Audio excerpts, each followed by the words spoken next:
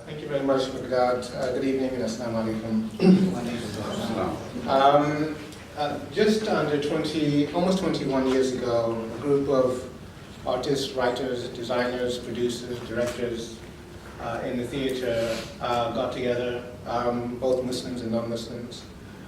And we were cognizant of the fact that so many of the tropes that prevail in the consciousness of our society and the psyche of our society derive from representations of Muslims on the stage, the Elizabethan stage, 400, 500 years ago and before.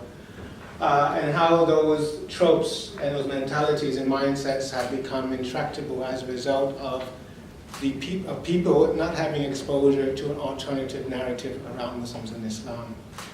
And so we decided to set up Khayal Theatre Company as a creative and imaginative response to what we could see even then. We could see the polarization growing. Incidentally, 97, also MCB was founded, so somehow there was some connection maybe. And so we set off on this journey to dramatically interpret Muslim literature for the stage.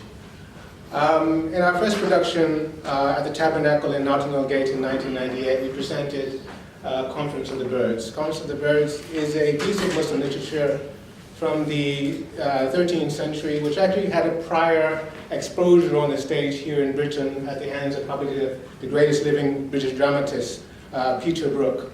So because of that prior exposure, we launched that production at the Tabernacle with very little resources. In the second week, we were selling out, and the majority of people coming were not Muslims. And so we realized how much hunger and how much desire there was on the part of people from outside the Muslim community to understand the dreams, stories, and aspirations of their Muslim neighbors, business colleagues, friends, and so forth. And what that confirmed for us was that if we're going to talk about integration, one of the most important, if not the most important aspect of that is proportional representation of the stories of your constituent communities and society. If you think about it, historically speaking in this country, you had traditionally three points of social, cultural convergence and acculturation. The church, the pub, as our chef mentioned, and the theater. If you're not having some sort of representation, some opportunity within one at least or more of those arenas for people to actually come to know and understand your stories and dreams, from our point of view at that time, we were like, hey, it's not going to happen. So we went from the Tabernacle of selling out the second week of our production, and we thought, hey, we proved the point here. We're going to go to the Arts Council, and we're going to get support to scale up this work and do it. We had no idea of how locked down the Arts Council was. The Arts Council said to us, you're not black, you're not Chinese, you're not white. Sorry, we don't understand you because our diversity policies revolve around these three things at that time. And so they left us out in the cold, and they, no resources, no development support, nothing. So we had to proceed on our own. To cut a long story short, over these 21 years, we have found great reception in society, in communities, faith communities, non-faith communities.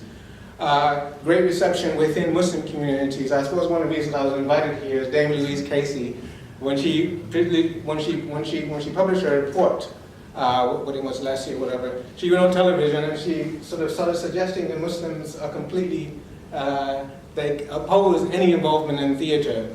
They're not interested in theater, they're not interested in British culture. I think most of the people in my team almost fell out of their proverbial chairs when she said that. But I wrote immediately to CLG at the time, contesting these types of ridiculous, simplistic assertions about Muslims.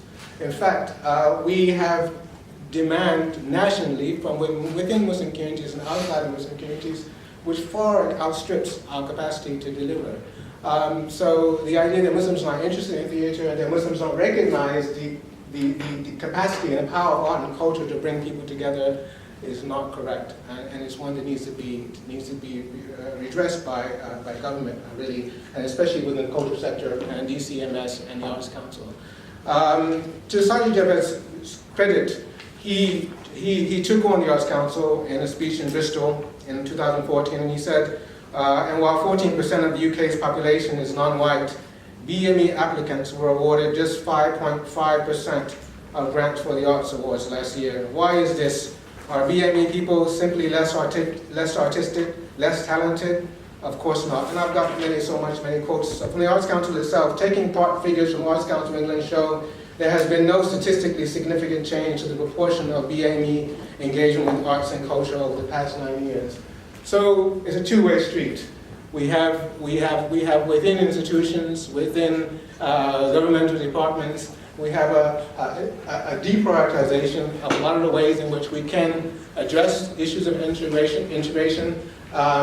But within the Muslim communities, we feel that there is a great recognition of the power of arts and culture and their potential to integrate and bring people together. And I could, over 21 years, the amount of anecdotes and one of the stories we have of non-Muslims coming in and coming to our productions and finding great resources from those productions to engage with their Muslim friends and colleagues and so forth. I have so many of them, it's beyond the scope of this particular meeting. But in terms of the outcomes which the government's integration report talks about, so many of those outcomes that they're looking for, we as an organization have been delivering them. New audiences for theater. Not just new audience for theater, but new audience for cultural, for culture, period, across societies.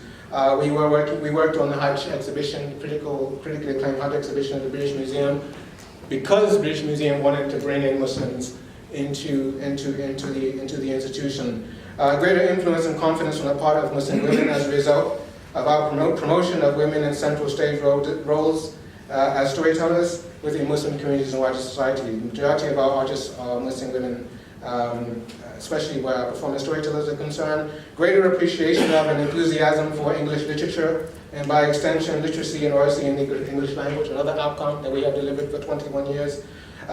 New patrons and funders for our work going on to invest or patronize the mainstream industry.